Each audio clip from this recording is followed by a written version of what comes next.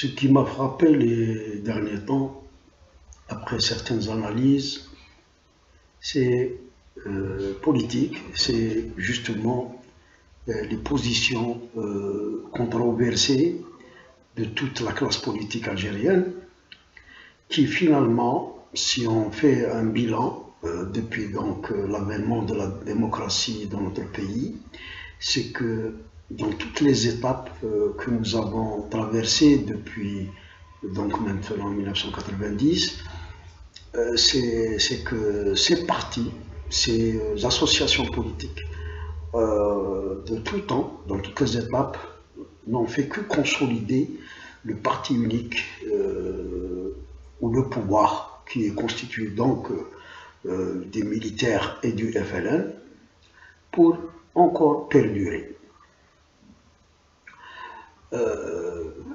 Je les nomme depuis un certain temps, comme ça quand on discute entre connaisseurs, entre hommes politiques, de politicards. Et que je voudrais à travers cette petite vidéo mettre en relief toute leur médiocrité, leur incompétence et leur leur avidité politique qui a fait que le pouvoir a pu donc exploiter ces faiblesses, ces différentes faiblesses pour donc les manipuler ou les manier ou les gérer ou pratiquement les dominer comme il le veut et comme il le voudra, et pratiquement pour moi il a bien réussi. En premier lieu, quand on fait de la politique, c'est que tout d'abord on devrait avoir une idéologie, quoique les idéologies de nos jours ne sont plus tellement valables, tellement que les chamboulements socio-économiques et le développement technologique, ainsi que le développement des sciences et des niveaux d'instruction et de savoir dans toutes les communautés, a chamboulé et a relégué les idéologies au dernier lieu. Bon, on peut toujours avoir cette idéologie comme base, comme principe, qu'on peut en quelque sorte esquisser sous forme de quelques tirets, hein, des grands principes de l'idéologie, et ça s'arrête là. Parce que la politique de nos jours, elle se base sur un paradigme de savoir-faire et de management de la société et des faits sociaux, et des faits économiques, des faits politiques, au moment de leur apparition, que ce soit aux États-Unis ou en Europe, c'est surtout cette devise-là, c'est-à-dire que on essaie de résoudre les problèmes quand ils naissent. On ne peut pas les prévoir parce que c'est ça, la vie sociologique. Mais quand ils apparaissent, quand ils, en quelque sorte, montrent des indices ou montrent des signes, la classe politique ou le pouvoir politique en place, ou l'administration politique qui est en place, donc engage des actions pour essayer ou de corriger donc les erreurs ou d'essayer d'endiguer donc le problème afin qu'il n'aille pas trop loin pour provoquer de graves perturbations ou des instabilités politiques. Et c'est ce qui fait que les idéologies, comme je l'ai dit, donc ils sont relégués en arrière-plan, et maintenant c'est en quelque sorte la confrontation vis-à-vis des problèmes, face aux problèmes de la société. Partant de là, je pense que au niveau de certains partis que j'ai respectés à un moment donné, tels que le FFS particulièrement, ont bien compris ces choses, parce que ça s'apprend. Quand on est un homme d'actualité et un homme actuel, politique, ces choses-là n'échappent pas généralement donc à ces personnes qui font de la politique. Mais malheureusement, Je dirais que si on n'a pas le droit parce que de discuter de la décennie noire, qui a été donc un chapitre vraiment noir dans l'histoire de l'Algérie, et ce chapitre noir, cette décennie noire, si on va en profondeur, hein, si on analyse en profondeur les raisons donc de son apparition et de son éclatement, c'est que les raisons reviennent aussi en grande partie, en majeure partie, donc aux conséquences des politiques médiocres du parti unique. La fitna et la décennie noire, on ne peut pas donc la discuter du fait que toute fitna dans le monde ici ou ailleurs, sa résolution ne peut se trouver en dehors de la conciliation et de la concorde comme ça a été fait. Même Dieu, Azza wa Jal, dans le Coran le dit, et il n'y a pas d'autre réellement. Parce que la fitna, si on essaie de bien comprendre les tenants et les aboutissants, les caractéristiques, ce qui donc la caractérise réellement, on n'arriverait jamais, jamais vraiment à bien discerner et à bien identifier les raisons et les causes en quelque sorte de sa provocation, ni en trouver réellement les moyens, je ne sais pas comment, politiques ou autres, pour donc la résoudre. La décision pour la concorde et la réconciliation sont des décisions de grande maturité politique et je les reconnais que c'était réellement les seules issues politiques pour sortir l'Algérie de l'insécurité et du risque de chaos général. Ce que j'ai vraiment critiqué juste après la concorde civile en 2000, c'est surtout le fait que pratiquement l'Algérie a recouvert en grande partie sa sécurité nationale et a recouvert en quelque sorte une sorte de stabilité, et de ce fait, les partis politiques devraient à partir de ce moment se démarquer totalement de la politique du gouvernement et du pouvoir en place du régime pour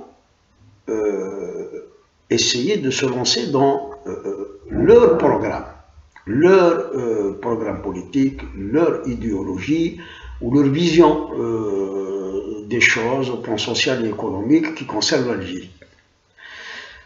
Je crois qu'il y a 2 ou 3 partis, dont le FFS et même, je crois, le RCD, et il y a même aussi le PT, qui entre les années 2000 et 2005 environ, ont bien dénoncé donc cette politique du tout ce qui est sécuritaire, du tout contre le terrorisme, en oubliant donc les impératifs nationaux d'ordre social et économique.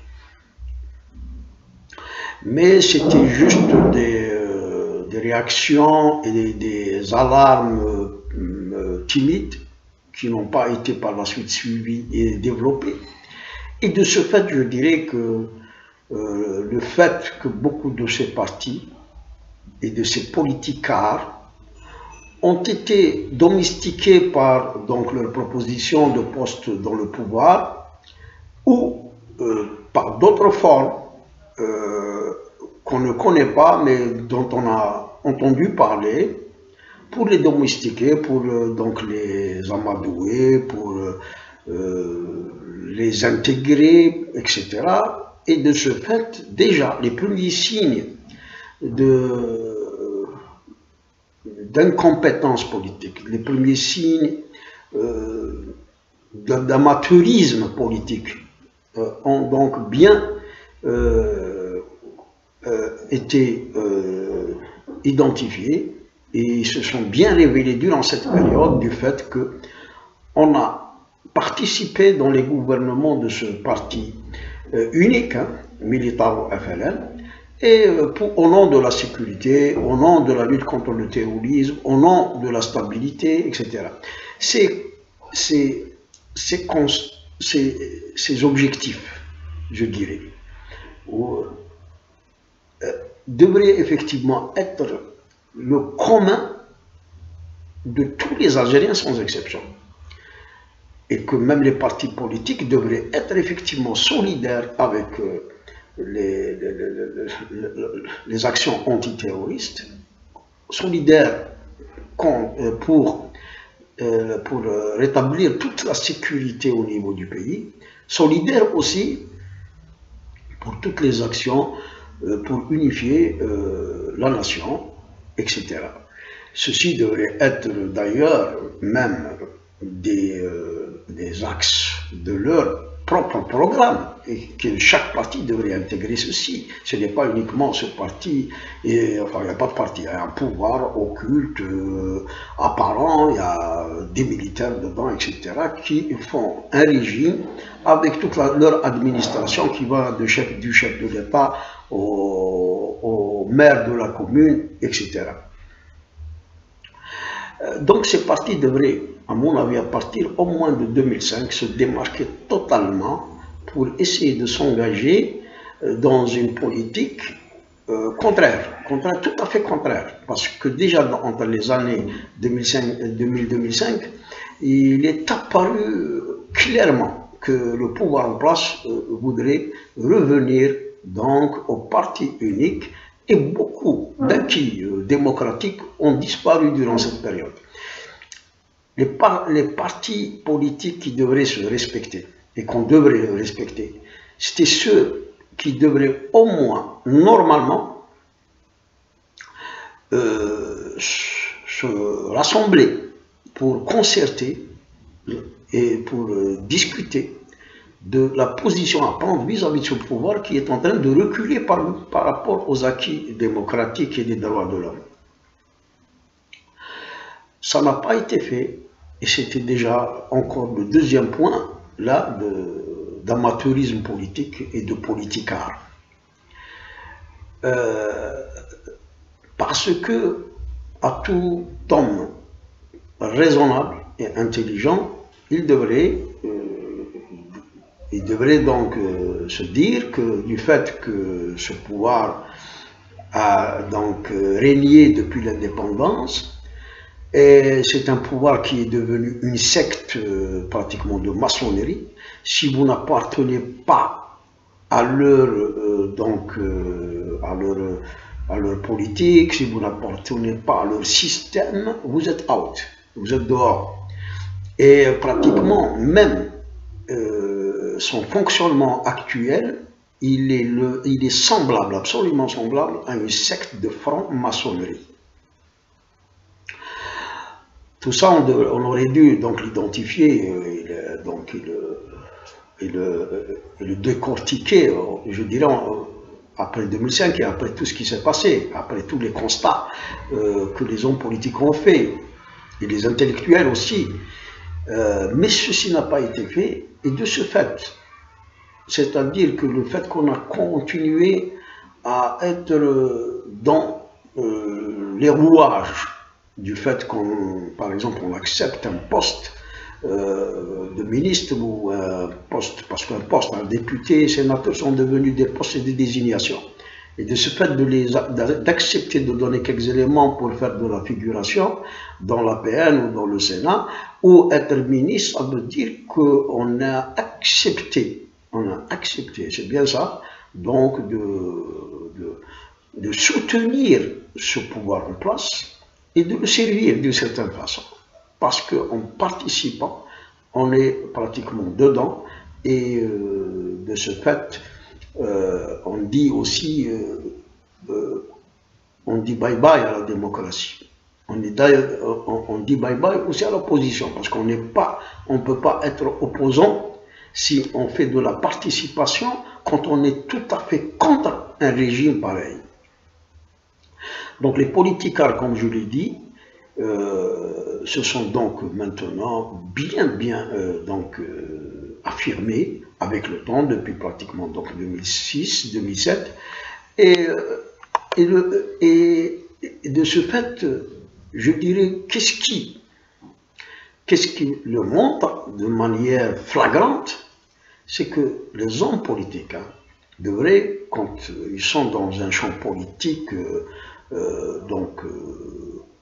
vraiment concurrentielle. Il y a trop d'idées, trop de politique, d'idéologie en friction, en combat, en compétition, devrait normalement se caractériser tout d'abord et s'identifier, se personnaliser par rapport à un pouvoir donné, un autre. Et pour le bien de la société algérienne, pour le bien du pays, normalement, tous ces politicards auraient dû faire un constat pour contrecarrer les stratégies et les techniques politiques du système algérien en place. Pour montrer juste que le b.a.-ba, le minimum qu'on devrait faire a été mis de côté, et quand on n'est pas pragmatique, un minimum, hein, je ne dirais pas, le pragmatisme, c'est vrai, on est pragmatique, mais quand il s'agit de choses techniques, mais en politique, on dit, je dirais plutôt, à la fois pragmatique, à la fois situationnel, et bien réactif, avec une certaine diplomatie et sagesse face à des faits politiques, socio-économiques, etc., à un temps, par exemple. Et si c'était vraiment des politicards qui avaient des personnalités de politique, on devrait donc identifier tout d'abord ce pouvoir et ses techniques et ses stratégies politiques pour essayer de le contrecarrer sur le terrain. Pour vous dire, voilà, à titre d'exemple, ce pouvoir a à peu près plus de 6 ou 7, je dirais jusqu'à 10, mais je vais citer les plus importants, techniques politiques qu'il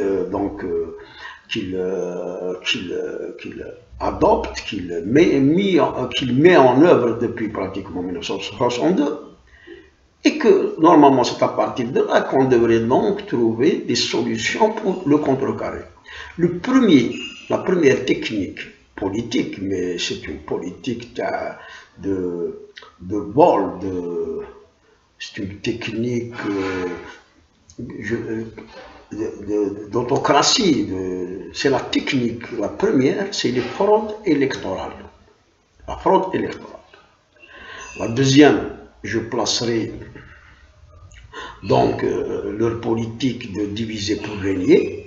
La troisième, c'est l'intégration, c'est-à-dire c'est quand on voit quelqu'un de fort intelligent, tel que Boukrou à l'époque, on essaie de l'intégrer, de lui donner un poste de ministre ou de député, etc., pour le faire taire et le faire donc intégrer dans leur rang.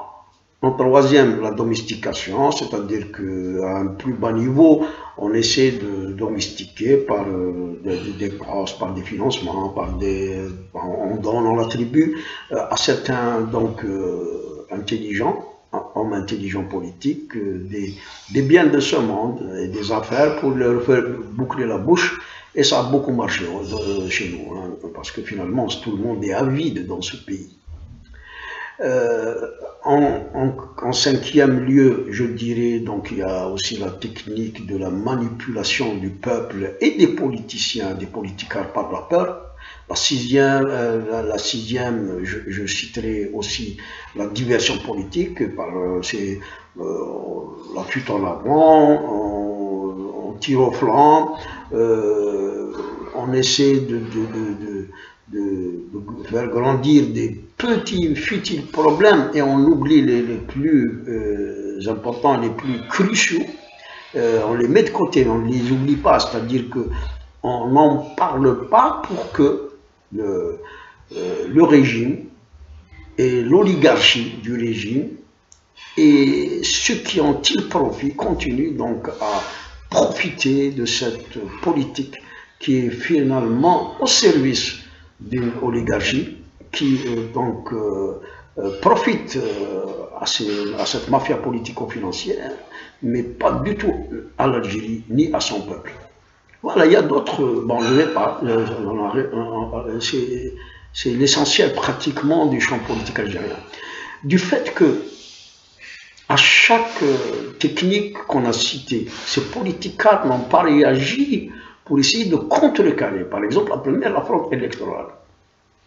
Je ne vois pas comment que des candidats à la présidentielle, candidats à la députation, candidats au local, acceptent de faire donc les lièvres quand déjà les choses ont été distribuées et les désignations pratiquement faites bien avant qu'il y ait les élections.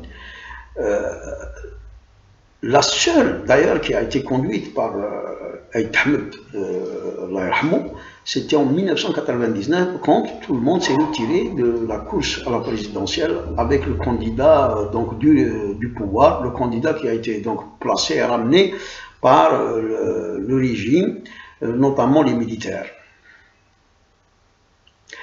Et donc, en homme politique avisé, quand il y a donc depuis tout le temps ces cris à la fraude électorale, on ne devrait pas tout simplement participer aux élections.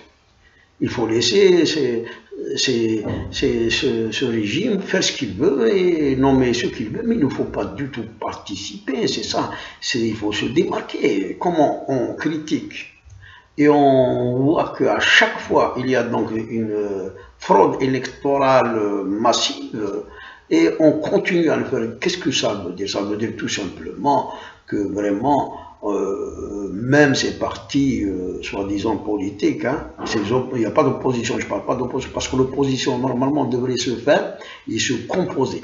Comme cette CLTD qui s'est formée il n'y a pas longtemps, en 2012 je crois, ou 2013, donc partir de ça, de ce diagnostic, de cette analyse pour essayer de former un bloc opposant réellement à toutes les techniques politiques et la stratégie du pouvoir en place. Donc je dirais que du fait qu'on participe malgré qu'avant les élections, on sait que c'est des élections qui seront donc truquées, qui auraient donc de la fraude, qu'est-ce qu'on peut comprendre à travers ça? Ça veut dire que ces gens-là, franchement, ou bien, donc ils veulent aussi profiter quand on leur donne des miettes de quelques postes, c'est-à-dire qu'ils ont plus donc besoin et avide d'un poste politique pour certains de leurs proches, parce qu'à la tête à la tête de chaque parti, il y a le secrétaire général ou le président, mais c'est ceux qui ont fondé le parti qui vont en profiter, être député, maire ou président d'APW, ou même parfois sénateur. Et là aussi, il y a des tractations qui se font avec la tête du pouvoir, les têtes dures du pouvoir algérien. Le fait qu'on le fait, ça veut dire qu'on accepte, et que derrière les acceptations, ça veut dire qu'il y aurait un bonbon à donner à ces partis avec quelques postes, ou bien de sénateurs, ou bien de députés, ou de maires, ou même parfois de ministres, quand la personne qu'on présente est plus ou moins compétente, ou qui marche aussi avec les règles informelles du régime en place. La deuxième, on avait dit, donc c'est diviser pour régner. Je ne vois pas comment il y a 50 partis actuellement, que pour contrecarrer tout simplement cette politique de diviser pour régner, il est temps que les 50 partis rentrent tous dans cette CLTD ou cette ISCO, tout simplement pour former le bloc de l'opposition à ce régime. Et sans cela, il ne faut rien espérer. Hein. En domestiqué, intégré, c'est pratiquement les mêmes politiques, et on a vu donc pas mal, vraiment pas mal de bons éléments politiques, de compétences politiques, de personnalités qui ont été happées, qui ont été donc attirées, achetées par le pouvoir en place, et ça ne constitue plus donc un danger, quoique c'est une technique politique, hein, n'importe quel homme politique fait ça. C'est ça la politique, hein. Il faut donc essayer de domestiquer, d'intégrer les gens vraiment intelligents ou capables de créer de véritables problèmes pour donc la pérennité du pouvoir. Il y a aussi la manipulation par la peur. On ne cesse pas donc de nous tirer, nous afficher la menace terroriste, l'insécurité dans les frontières, etc. Mais on oublie que le grave problème qui va donc faire basculer l'Algérie dans l'effondrement socio-économique total, c'est celui économique. Hein. C'est celui économique, parce que je ne pense pas que maintenant les Algériens pourraient se rassembler pour quoi que ce soit en dehors. Donc ce qui les fera rassembler, c'est les plans d'austérité, la pauvreté qui va se créer d'ici maximum maintenant à partir de 2016 en 2019, d'ici 3 ans. Ce sera le chaos. Donc au lieu de parler de cette grave crise économique, qui peut donc dégénérer, qui peut donc entraîner le pays aussi dans une instabilité très grave, on n'en parle pas. On est en train de parler d'autre chose et de laisser donc ces problèmes les plus importants, ces problèmes vitaux de côté. Il y a donc, je parlais aussi de la diversion politique, c'est un peu ça aussi, le pouvoir. Et je lui donne raison, parce que tous les politiques feront. Et la diversion, c'est d'essayer de parler de futilité en laissant les problèmes essentiels de côté. Et c'est plus ou moins, je dirais, parce que même le parti, le pouvoir politique algérien, devrait être comme un parent de cette société, comme un père de cette société. Il devrait penser à la famille algérienne en général, penser à son bonheur, à son bien-être social, penser à sa sécurité, tout ça. Et de ce fait-là, les remarques qu'on fait, les observations qu'on fait, il devrait être prises en considération par ce pouvoir et les mettre en œuvre. Et c'est sa fonction aussi, c'est son devoir. Je ne vois pas comment qu'un ministre ou qu'un député ou n'importe quel aussi grand haut responsable d'une institution, d'une entreprise économique algérienne ne fait pas ça alors qu'il est payé de l'argent du peuple. S'il ne le fait pas, ça veut dire tout simplement que c'est un voleur. Même son salaire devient du vol. Parce qu'il n'a pas fait son devoir. Et de ce fait, ce qu'il prend de l'argent du peuple devient donc illégitime. Et donc peut être considéré d'une certaine façon comme étant un vol. Parce qu'il n'a pas assumé pleinement ses fonctions et ses responsabilités. De ce fait, en conclusion, nous pourrions dire que face à ces réalités, maintenant nous sommes en 2016, nous sommes donc à la veille d'une très grave crise économique. L'année 2017 sera encore plus sévère que cette année. En 2018, on ne sait pas vraiment qu'est-ce qui va se passer, mais selon des calculs, hein, moi je trouve que ces calculs de finances, là, contre la Banque d'Algérie ou le ministre des Finances, vous parle vraiment, c'est malheureux, hein, c'est des petites calculettes de plus et moins qu'ils font sur des budgets. Vraiment, c'est la gestion de nos grands-mères là. Et ils oublient que ce qui fait l'économie, ce qui fait vivre une économie, la dynamique économique, c'est tout d'abord la libéralisation de l'initiative. Et je dirais aussi dans la libéralisation de l'initiative, la libéralisation du management, la libéralisation aussi de la bureaucratie qui bloque pratiquement tout. Voilà, donc je dirais que du fait que ces politicards n'ont pas, en dehors de cette CLTD et cet ISCO qui sont en train de former, donc la première opposition réelle, elle est dans cette CLTD, et je crois qu'il devrait encore aller plus loin que ça, c'est d'essayer de se rassembler et s'unir davantage, ne pas éparpiller ses forces politiques jusqu'à obtenir donc un consensus général pour se dresser contre ce pouvoir et donc objectiver le changement radical, c'est-à-dire que après il y aurait donc une transition, certes, mais un nouveau pouvoir algérien, d'une nouvelle force politique algérienne, si on voudrait, Inch'Allah, sauver le pays d'une ruine très très grave. Enfin, pour terminer, je dirais que si ce pouvoir voulait du bien à l'Algérie,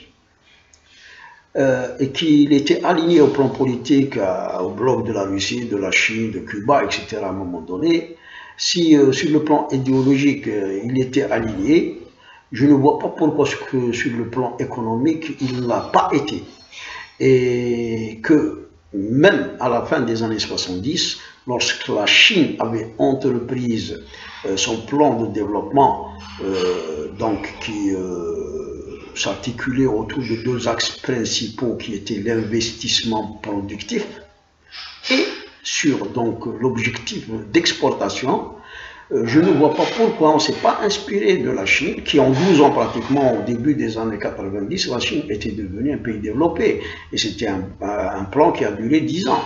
Et si on analyse en profondeur nos ressources sur tous les plans, nos ressources minérales, nos ressources agricoles, nos ressources et nos potentiels donc, humains, nous pouvons dire que nous avons plus d'atouts à réussir ce développement si on l'avait entrepris, surtout quand il y avait la crise de 1985-86.